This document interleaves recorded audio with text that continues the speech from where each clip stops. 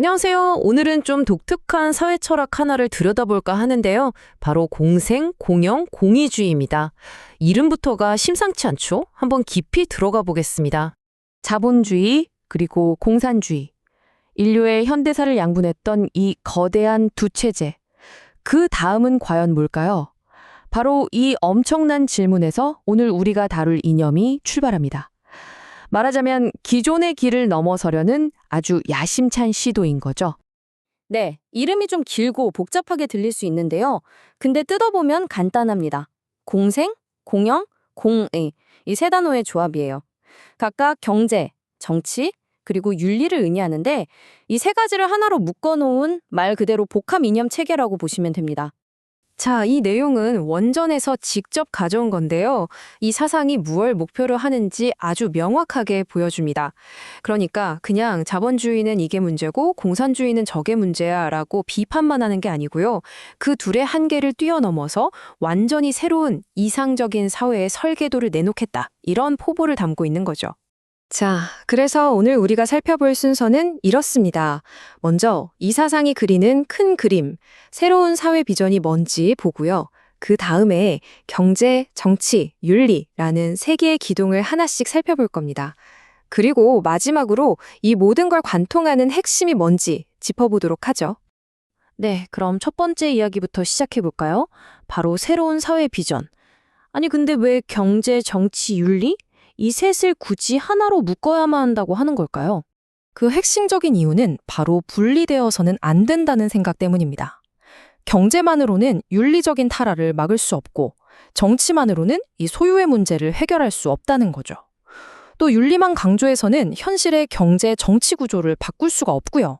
그래서 이 사상에서는 이 세 가지가 톱니바퀴처럼 딱 맞물려 돌아가야만 비로소 신이 원래 의도했던 이상적인 세상, 그러니까 창조 이상이라는 목표에 다다를 수 있다고 보는 겁니다. 자, 그럼 이제 첫 번째 기둥을 자세히 들여다보죠. 바로 경제, 공생주의입니다. 여기서 가장 중요한 키워드는 공동소유라는 아주 독특한 원리예요. 우리가 아는 경제 시스템과 뭐가 다른지 여기서 딱 드러나죠? 자본주의는 개인 소유가 중심이고 사회주의나 공산주의는 국가 소유가 중심이잖아요. 그런데 공생주의는 제3의 길을 이야기합니다. 소유의 기반을 참사랑, 그러니까 이타적으로 베푸는 사랑에 두는 공동소유라는 개념이에요. 이게 무슨 말이냐면 소유의 주체가 나나 국가가 아니라 사랑으로 맺어진 관계 그 자체가 된다는 거죠. 좀 철학적이죠? 그래서 공동소유라는 게 그냥 우리 다 같이 나눠 갖자 이런 단순한 개념이 아닙니다. 여기 보시는 것처럼 3단계로 구성되는데요. 먼저는 신과나, 그 다음은 공동체와나, 마지막으로 이웃과나. 이런 관계들 속에서 사랑을 바탕으로 함께 관리해 나간다는 개념에 훨씬 가까워요. 아마 공동소유라는 말이 아직도 좀 추상적으로 들리실 수 있어요. 그래서 이 사상에서는 이걸 설명하기 위해 아주 익숙한 비유를 하나 듭니다. 바로 자연의 모습이죠. 한번 생각해 보세요. 하늘, 바다, 땅, 자연 속에서 그 누구도 이건 내 거야 하고 독점하지 않잖아요. 새나 물고기나 짐승들이나 다 함께 공유하면서 살아가죠.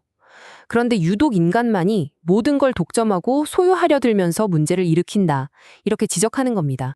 자연을 비유도 흥미롭지만 사실 이 사상에서 훨씬 더 중요하게 생각하는 거의 모든 것을 설명하는 핵심 모델이 따로 있습니다. 그게 뭘까요? 바로 우리 모두가 매일 경험하는 가정입니다. 정말 흥미로운 지점인데요. 바로 부모와 자녀의 관계를 소유의 가장 기본적인 모델로 본다는 거예요. 생각해보면 집이나 차, 법적으로는 부모님 소유잖아요. 하지만 가족 안에서는 누구도 이건 아빠 거니까 쓰지 마! 이러지 않죠. 왜냐하면 그 밑바탕에 사랑이 있으니까요. 실질적으로는 가족 모두의 공동 소유인 셈이죠. 자녀는 감사하며 아껴 쓰고 부모는 사랑으로 아낌없이 내어주는 바로 이 관계.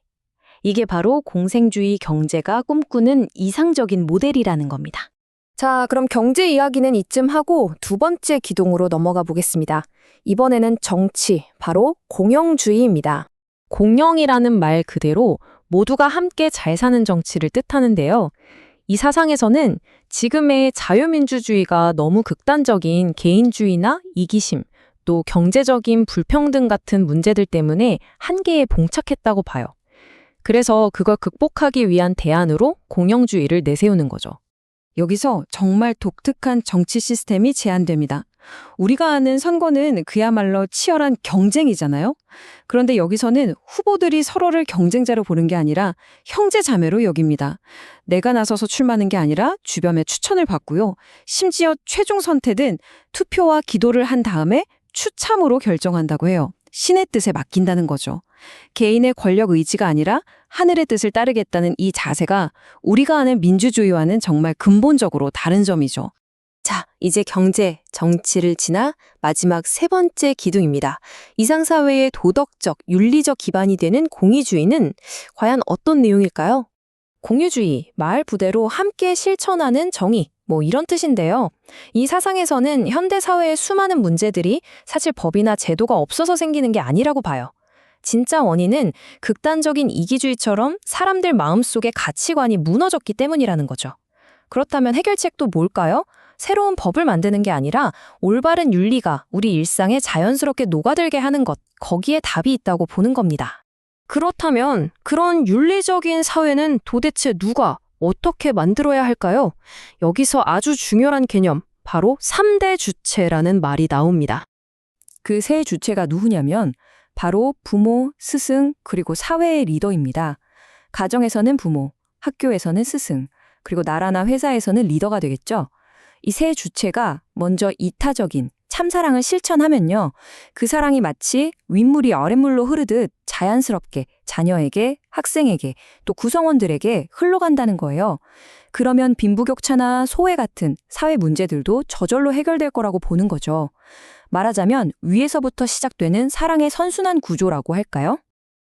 자, 지금까지 경제, 공생, 정치, 공영, 윤리, 공의라는 세 개의 기둥을 살펴봤는데요. 그럼 이 셋을 단단하게 묶어주는 가장 근본적인 바탕은 대체 뭘까요?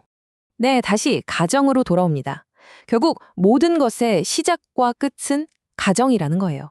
할아버지, 할머니부터 손주까지 여러 세대가 모여 사랑을 나누는 이상적인 가정. 이게 바로 모든 것의 출발점이자 청사진이라는 거죠. 그래서 이상적인 학교도, 좋은 직장도, 심지어 이상적인 국가도 결국에는 이 이상가정을 크게 확장시켜 놓은 모습일 뿐이다. 이렇게 설명합니다. 자, 그럼 오늘 내용을 한번 정리해 보겠습니다.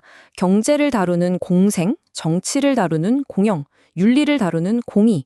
이 셋은 따로 떼어놓을 수 없는 하나의 몸과 같다는 거고요. 그 가장 깊은 뿌리에는 하나님의 참사랑과 이상적인 가정, 그리고 3대 주체라는 개념이 자리하고 있습니다. 그리고 이 모든 것이 향하는 최종 목표는 바로 전 세계가 하나의 가족처럼 되는 것, 지구촌 한 가족을 이루는 것이죠. 네, 오늘은 기존의 자본주의나 공산주의의 틀을 넘어서려는 하나의 독특한 사회 철학을 들여다봤습니다. 마지막으로 여러분께 이 질문을 한번 던져보고 싶네요. 사랑과 신뢰를 바탕으로 하는 이 가족이라는 모델, 과연 이게 오늘날처럼 복잡하고 거대한 전 세계를 움직이는 운영 원리가 될 수 있을까요? 한 번쯤 깊이 생각해 볼 만한 질문인 것 같습니다.